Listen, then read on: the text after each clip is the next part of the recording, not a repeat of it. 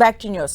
HMDA మాజీ director Shiva Balakrishna కేసులో మరో ముగ్గురు అరెస్ట్ అయ్యారు. ఆదాయానికి మించిన ఆస్తుల కేసులో శివబాలకృష్ణపై ఏసీబీ కేసు నమోదు చేసింది. శివబాలకృష్ణతో పాటు అతని సోదరుడు శివనవీన్ ను ఇప్పటికే అరెస్ట్ చేసిన ఏసీబీ తాజాగా మరో ముగ్గురిని అదుపులోకి తీసుకుంది.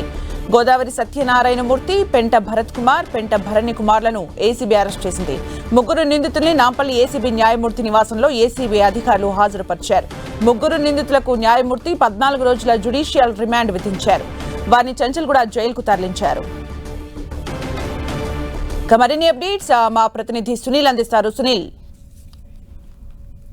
అరెస్ట్ అయినటువంటి హెచ్ఎండిఏ మాజీ డైరెక్టర్ శివబాలకృష్ణ కేసులో ఈ రోజు మరొక ముగ్గురిని ఏసీబీ అధికారులు అరెస్ట్ చేసి వారి ముగ్గురిని కూడా నాంపల్లి న్యాయమూర్తి నివాసం మీద హాజరుపరిచిన నేపథ్యంలో వారు ముగ్గురు కూడా 14 రోజుల జ్యుడిషియల్ రిమాండ్ విధిస్తూ నాంపల్లి కోర్టు న్యాయమూర్తి ఏసీబీ కోర్టు న్యాయమూర్తి ఆదేశాలు జారీ చేశారు.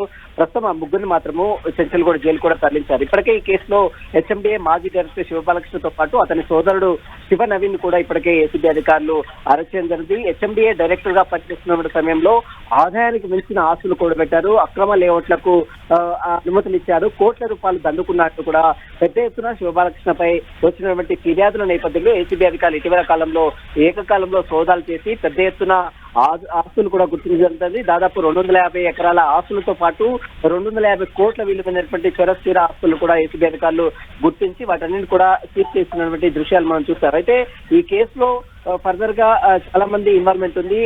ఈ బినామీ పేర్లతో పెద్ద ఎత్తున ఆస్తులను కూడబెట్టారంటూ కూడా పెద్ద ఎత్తున శివబాలకృష్ణపై ఆరోపణలు రావడంతో ఏసీబీ అధికారులు బినామీలకు సంబంధించిన వివరాలు సేకరించడం జరిగింది. ఇందులో వారి ముగ్గురిని కూడా ఈ రోజు ఏసీబీ అధికారులు అరెస్ట్ చేసి వారి ముగ్గురిని కూడా జ్యుడిషియల్ రిమాండ్ కూడా తరలించారు. ఇందులో గోదావరి